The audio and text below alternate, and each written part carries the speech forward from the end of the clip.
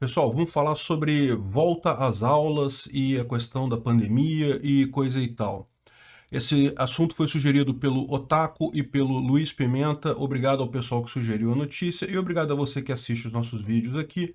Se você gosta do nosso conteúdo, não se esqueça de clicar no like aí do vídeo, de se inscrever no nosso canal.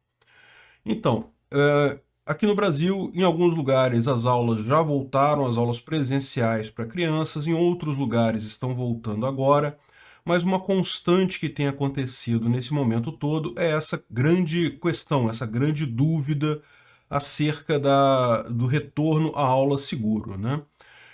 Eu já mencionei meu posicionamento sobre esse assunto aqui em vários vídeos. Eu não posso falar exatamente o que eu penso aqui no YouTube, porque o YouTube não gosta da minha opinião nesse assunto.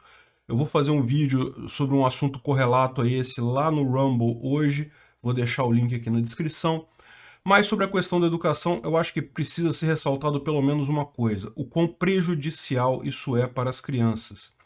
Então, a gente tem visto, desde o ano passado eu reclamo disso, que as aulas paradas estão um tempão sem aula, isso está prejudicando demais essas crianças, isso é uma coisa muito ruim para a vida dessas crianças como um todo, porque embora adultos ou jovens mais velhos possam ter aula pela internet sem grandes problemas, para crianças mais novas isso é muito mais complicado, é muito mais difícil, isso implica numa perda efetiva de capacidade de entendimento de matéria, coisa que vai se refletir durante muitos e muitos anos na vida acadêmica desses jovens. Bom, e o pior é o seguinte, nesse tempo todo, isso aconteceu aqui no Rio, aconteceu em São Paulo, acontece num monte de lugar, nesse tempo todo ficam os sindicatos de professores brigando contra esse negócio, ou seja, é lógico, né? Principalmente para professores da rede pública, os caras adoram, ficam em casa recebendo dinheiro sem trabalhar, excelente, ótimo. Ah, não, mas tem uma pandemia, tem risco de contaminação. Tem, é verdade, existe esse risco. Agora, esse risco é pequeno e não justifica o prejuízo que causa esse tipo de medida. A questão toda é justamente essa, né? A questão do prejuízo enorme que está causando a essas crianças. E o ponto mais importante disso daqui é justamente você ver esses estudos. Por exemplo, saiu esse estudo agora na revista Pediatrics, falando sobre um estudo que a Fiocruz fez em favelas aqui do Rio de Janeiro, acompanhando justamente alunos em aula. Aqui no Rio de Janeiro as aulas voltaram presenciais em fevereiro. Na verdade tinha voltado ano passado por um tempinho, depois parou de novo, aí voltou em fevereiro, aí teve briga com o sindicato, teve ação na justiça. Essa confusão que está tendo no Brasil todo, mas está tendo aula aqui neste momento, tá? Aula presencial. Então, eles fizeram essa pesquisa com alunos de uma favela e nessa pesquisa, basicamente, o que eles demonstraram é crianças dificilmente transmitem a doença, tipicamente elas pegam a doença de adulto, mas não transmitem a doença para adultos. Você pode falar, poxa, mas isso não tem lógica, como é que a criança não transmite? Não, tem lógica sim, porque o que acontece é que o sistema imunológico delas funciona melhor do que de adulto. O vírus chega no corpo delas, o sistema imunológico funciona mais rápido e acaba gerando uma resposta imunológica forte e evita que crie uma carga viral grande no organismo da criança a ponto dela transmitir aquela doença. A questão toda é essa. No final das contas, se você é transmissível ou não, depende muito justamente da carga viral. E o que eles mostraram aqui no estudo deles é justamente que a maior parte das crianças é assintomática. As que tinham sintomas leves, nenhuma criança, o estudo foi crianças de 0 a 19 anos no total, né?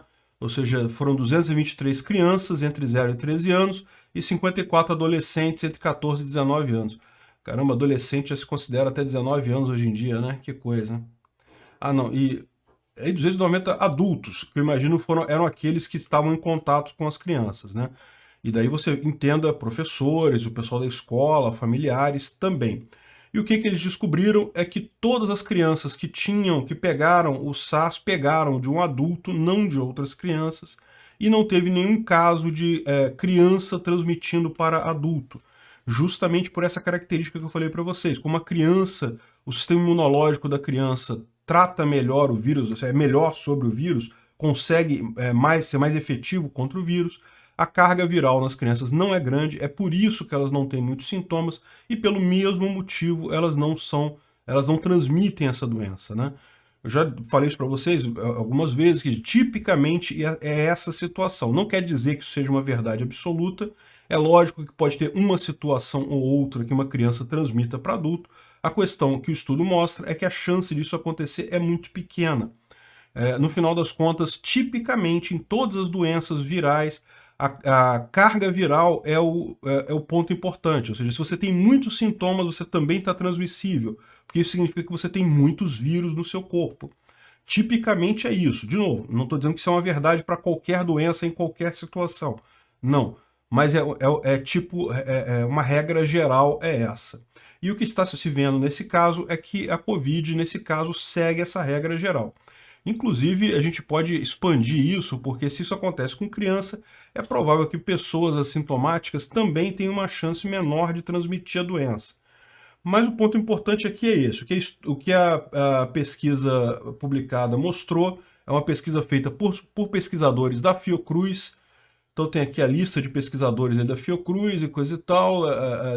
Eles não falam aqui exatamente qual favela foi feita essa pesquisa, ou quais favelas foram feitas, mas o importante aqui é isso.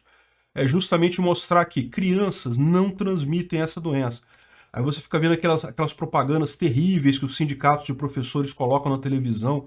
Ah, uma criança pode infectar seus pais, pode infectar seus avós e coisa e tal. Olha o absurdo que esse pessoal faz para ficar em casa sem trabalhar, porque em última análise é isso que eles querem.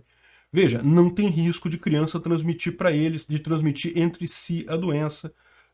É lógico que você tem o risco de você estar trabalhando, mas esse risco é o mesmo que outras pessoas que estão trabalhando também estão passando. Tem um monte de gente que está trabalhando esse tempo todo e está tendo algum contato. Se você tomar os cuidados básicos, né, fizer a sua prevenção e coisa e tal, o risco de um professor não é maior do que o risco de um gari, de um motorista de aplicativo, enfim, de qualquer outra profissão que também continua trabalhando neste período de tempo.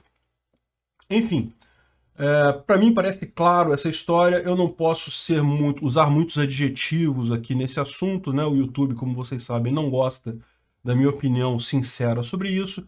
Lá no Rumble eu posso ser um pouco mais sincero sobre os adjetivos que eu gostaria de dar aos sindicatos de professores e a esse pessoal que fica atrapalhando a vida das crianças.